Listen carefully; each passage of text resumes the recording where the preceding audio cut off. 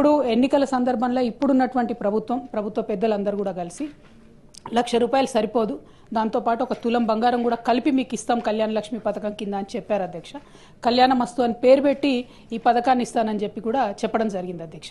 కానీ 15 నెలలు గడుస్తున్నా కూడా మరి కనీసం కళ్యాణ లక్ష్మి ఎంతమందికి ఇస్తున్నారు, పాత పద్ధతిలోనే ఇస్తున్నారా, ఇస్తుంటే క్రైటీరియా మార్చారా లేదా, ఇంకొకటి ఈ తులం బంగారం మరి 15 నెలల్లో అయినటువంటి పెళ్లిళ్లకు మీరు తర్వాతైనా రీఎంబర్స్ చేస్తారా, ఏం చేస్తారు అనేటటువంటి అంశాన్ని మేము అడగడం జరిగింది అధ్యక్ష.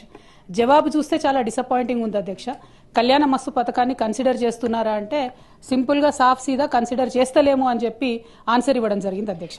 అంటే మీరు ఎన్నికల ముందు మహిళలకు తులం బంగారం ఇస్తామని చెప్పి మభ్యపెట్టినామని చెప్పి వాళ్ళ కౌన్సిల్లో ఇచ్చినటువంటి సమాధానం వల్ల ప్రభుత్వం మళ్ళొకసారి నిరూపించుకుందని చెప్పి మేము భావిస్తూ ఉన్నాం అధ్యక్ష.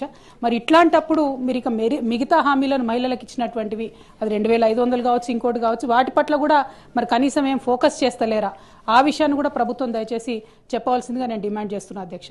మరి ఇంత సోషల్ కాన్సెప్ట్, ఇంత బ్యాక్గ్రౌండ్తోని మంచి ఇండికేటర్స్తోని చేసినటువంటి కార్యక్రమాన్ని నీరుగార్చడం, మీరు ఇచ్చినటువంటి హామీ మీద ఇంత విస్పష్టంగా మేము అసలు చెప్తలేము, కన్సిడర్ చేస్తలేమని చెప్తే ఇది మహిళలను మీరు మోసం చేసినట్టుగానే మేము భావించవలసి వస్తుందని చెప్పి ఈ సందర్భంగా ప్రభుత్వాన్ని అడుగుతూ కనీసం మరి తర్వాతన్నా ప్రారంభిస్తారా అనేటటువంటి ప్రశ్నను నేను మంత్రి గారిని అడుగుతా ఉన్నాను.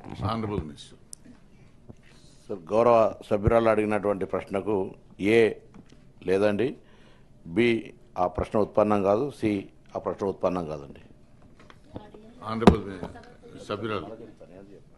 అధ్యక్ష, థ్యాంక్ యూ అధ్యక్ష. పొన్నం ప్రభాకర్ అన్న చాలా నిజాయితీగా మేము మహిళలను మోసం చేసినాం ఎన్నికల ముందు, ఇప్పుడు మాత్రం ఆ పథకం ఇచ్చే ఉద్దేశమే లేదు అని చెప్పి ఖరాఖండిగా కౌన్సిల్ సాక్షిగా చెప్పినందుకు వారికి ధన్యవాదాలు తెలియజేస్తా ఉన్నాను. కానీ ఈ రాష్ట్రంలో మహిళలు దాదాపుగా 51% పైచిలుకున్నారన్న. మహిళలు మీరు చేసినటువంటి మోసాన్ని గమనిస్తున్నారు. ఖచ్చితంగా సమయం వచ్చినప్పుడు మాత్రం వారు జవాబు చెప్తారని చెప్పి చెప్పక తప్పదు అధ్యక్ష. ఎందుకంటే ఇంత మొహమాటం లేకుండా మేము ఎన్నికల వాగ్దానాన్ని చేయమని చెప్తున్నారు ప్రభుత్వానికి. కంగ్రాచులేషన్స్ కూడా ఈ సందర్భంగా తెలియజేస్తా ఉన్నాను.